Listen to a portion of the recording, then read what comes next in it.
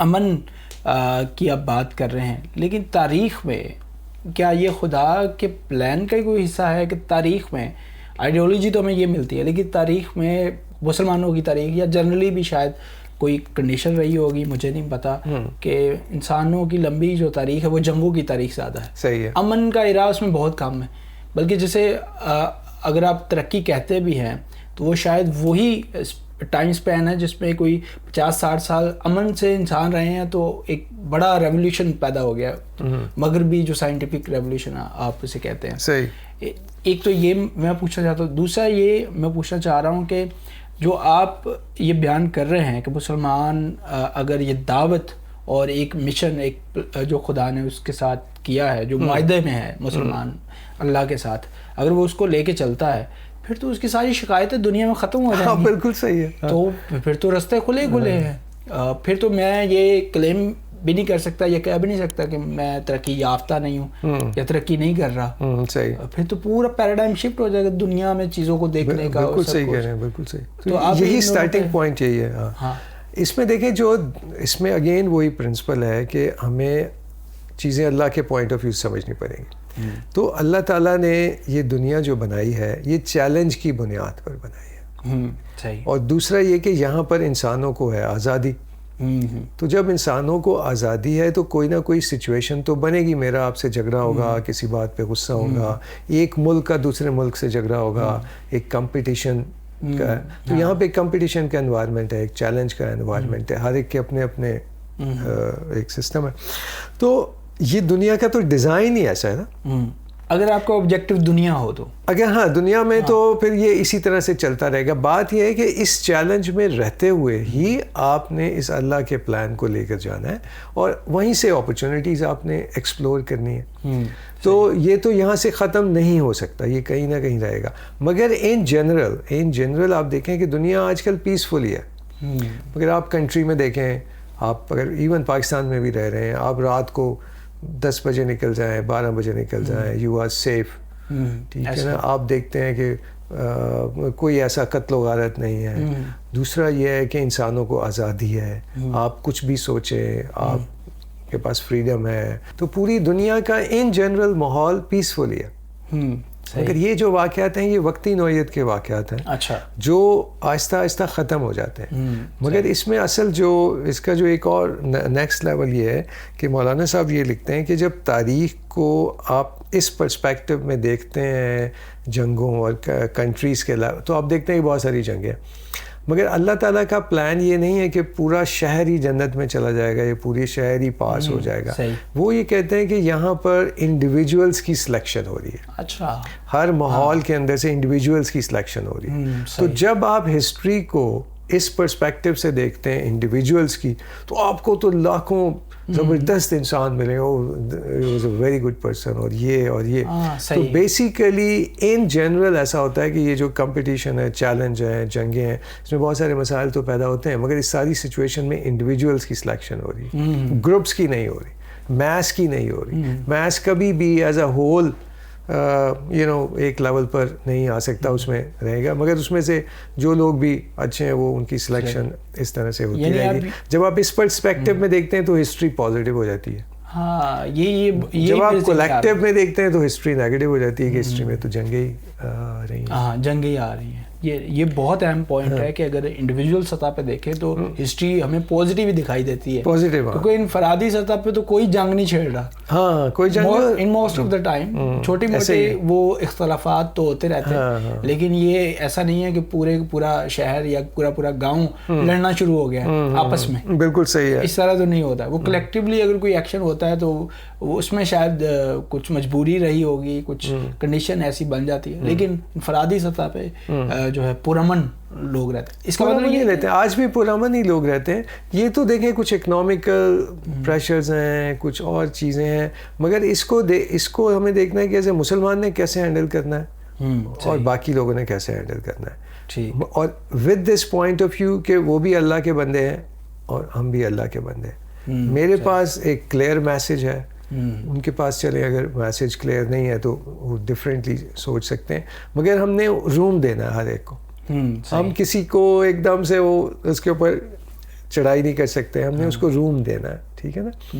تو سارے ہی لوگ انسان ہیں, اور پھر بہت سارے لوگ تو اہل کتاب ہیں. ہاں دیکھیں نا, میجورٹی اہل کتاب ہے, اہل کتاب کی ڈائنامکس الگ ہے. تو ان اینی کیس اگر ہمارے ساتھ زیادتی بھی ہو رہی ہے, اگر ہمیں لگ بھی رہا ہے کہ ہمارے حقوق جا رہے ہیں, تو ہم سب سے پہلے تو یہ کام کریں کہ اللہ تعالیٰ سے اپنے تعلق کو اسٹرانگ کریں.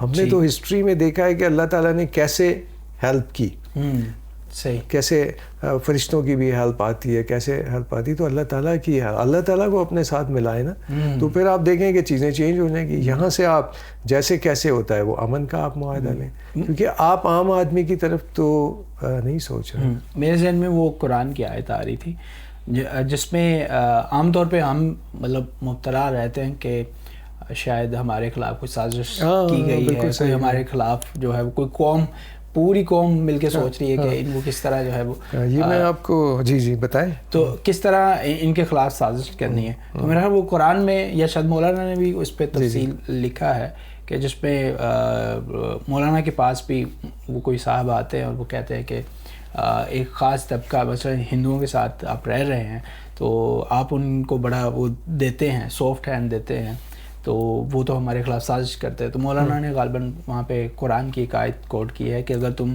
تقوی اور صبر اختیار کرو گے تو ان کی جو سازشیں ہیں وہ تمہیں کوئی نقصان نہیں پہنچائے گی. مولانا نے یہ کہا کہ تم اس پہ غور کرو کہ اپنے تقوی پہ اور صبر پہ, rather than کہ تم یہ شکایت اپنے اندر پیدا کر لو.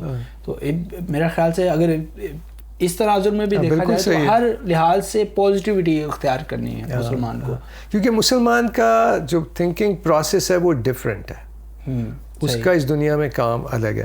تو یہ جس آیت کی آپ بات کر رہے ہیں, یہ سورہ آل عمران کی 120 نمبر آیت ہے.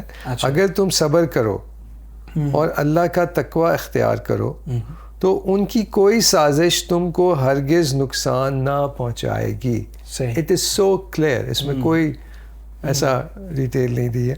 تو یہاں سے تو ہمیں یہی لگتا ہے. مگر اس میں ایک اور پوائنٹ ہے کہ جو نارملی ہم لوگ جو جیسے مسلمان بہت سارے ہم ایسے سوچتے ہیں کہ یار وہ ہمارے خلاف سازش کر رہے ہیں, وہ ہمارے خلاف سازش کر رہے ہیں, تو ہم کوشش کرتے ہیں کہ یار اس سازش کو ختم کرنا ہے.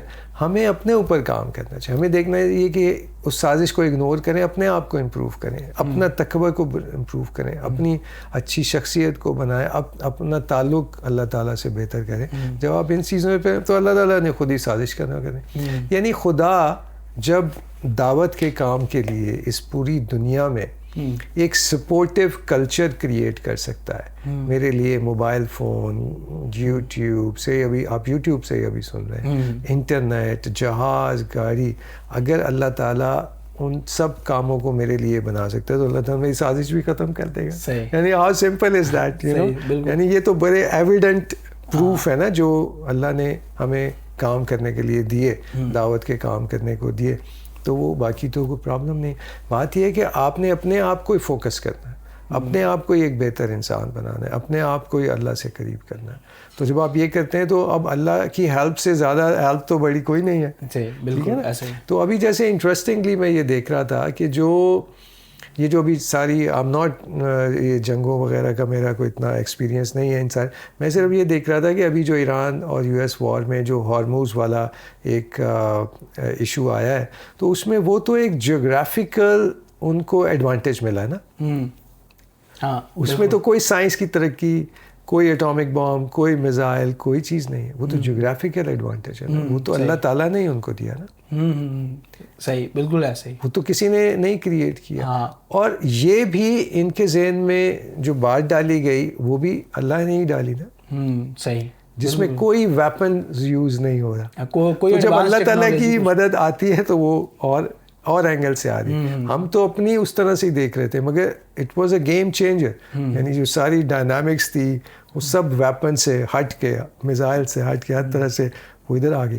اب وہ کسی نے اس پہ تبصرہ کیا تھا کہ اسٹیٹ آف ہارموز جو ہے ان کے پاس ایک طرح کا اٹامک بم ہے, پہلے سے موجود ہے, اور وہ جھگڑا کر رہے ہیں دوسرا اٹامک بم بنانے پہ, حالانکہ جو پہلے آپ کو ملا ہوا ہے وہ اٹامک بم سے. یہ بھی صحیح ہے. ہاں, مگر یہ کہ جو اللہ تعالیٰ کے جو کام ہے وہ بہت زیادہ اور طرح سے ہوتے ہیں. صرف ہمیں یہ کرنا ہوتا ہے کہ ان سے الائنمنٹ چاہیے.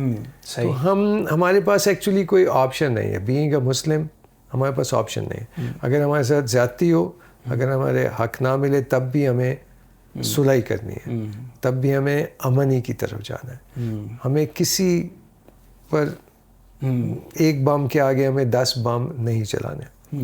صحیح. ہمیں ہر صورت میں امن ہے. یعنی قرآن کا جو میسیج ہے نا, وہ ہر صورت میں امن ہے, سوائے اس کے کہ اگر آپ پہ کوئی جنگ اگر تھوپ دے تو پھر آپ ڈیفینیٹلی اس کو وہ کریں گے.